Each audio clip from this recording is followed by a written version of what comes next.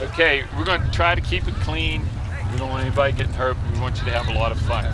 Yes, it's ladies' night on the gridiron. Philly football, powder puff, whatever you want to call it. It's when the girls take over the field. There are different formats for powder puff games. Some of them feature rivals from different schools. There's also a blondes versus brunettes game. Well, that's been going on all over the country for 8 years now to raise money for Alzheimer's research. But most of the time, like here at Bel Air, it's the seniors against the juniors. See over there? Run over here. The juniors, in blue, are coached by School Resource Officer Richard Krause, while the seniors, in white, are led by Tech Ed teacher Kyle Benfield. Okay, the last belly was a perfect example. Should have all came together and just ran them over. Okay, they're the juniors. That's your job, is to run them over, and then they're like, oh, man. But he's not just a teacher, and his other job gives him an advantage. Probably helps that I am a football coach. Probably helps that I am an offensive coordinator. Did you practice that 2-minute drill there at the end? No, we lucked out. They can throw and catch the ball, so it works out. Number 17, she's good, she's tackled at the 6-yard line. The coaches are just some of the many volunteers that make this event possible. You've got the officials, the class advisors, they're all volunteers, and one of them is even a former player. I was a 1997 graduate of Bel Air High School, and my husband was a 1996 graduate. He was one of the male cheerleaders, and I played on the senior, well, I sat the bench, but I was on the senior powder puff team.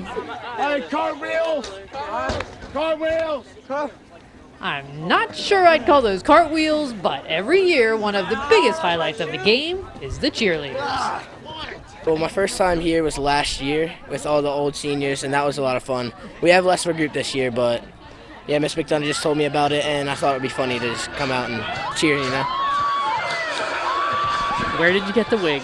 I got the wig. My mom somehow had the wig. I don't know why. I think she used it at a previous Halloween party or something. Do you guys practice at all? Yeah, we had four. This is our fourth practice. It was yesterday, so yeah. Last year we were allowed to stunt. This year we can't do any throws or flips or anything, but I don't know. It should still be fun. This is flag football. There's no helmets and no tackling. But don't let that powder puff name fool you. These are real athletes running real plays, and they don't just show up on game day and wing it. They've actually been practicing for a couple of weeks. They take this very seriously, so they have plays and things like that they've been running, and there's definitely, you know, the stars of the team will be out there playing, so it's a lot of fun. The senior class is loaded with athletic girls. They're loaded with great girls. They have girls that listen, they learn. Like if you heard me on the sideline, I'm just yelling plays out, and we're running plays. So they're very easily coachable. The ones I've had in class, I've had a lot of them, have been awesome kids, and it'll be sad to see them leave.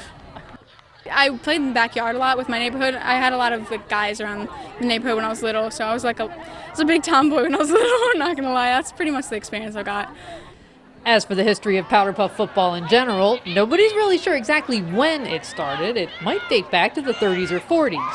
Well, eventually the games picked up steam again in the 70s, and here at Bel Air, powder puff football has been an annual tradition for over 20 years.